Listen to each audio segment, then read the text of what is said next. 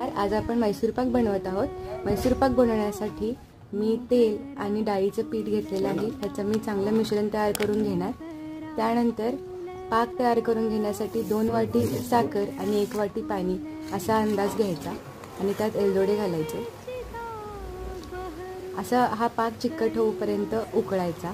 त्यानंतर जो आपलं तयार झालेलं मिश्रण आहे डाळीचं ते आपण त्या पाकामध्ये घालायचं आणि पूर्ण व्यवस्थित मिक्स करायचं। जरा सुद्धा गुठळ्या होऊ नयेत याची काळजी घ्यायची। त्यानंतर जाळी तयार होण्यासाठी गरम तूप थोड्या वेळाने बॅटरमध्ये घालायचं।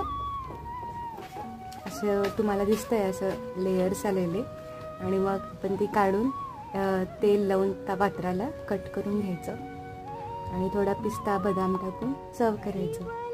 थोडा वेळ थंड होऊ द्यावे आणि त्यानंतर आस्वाद घ्या। Thank you. हॅपी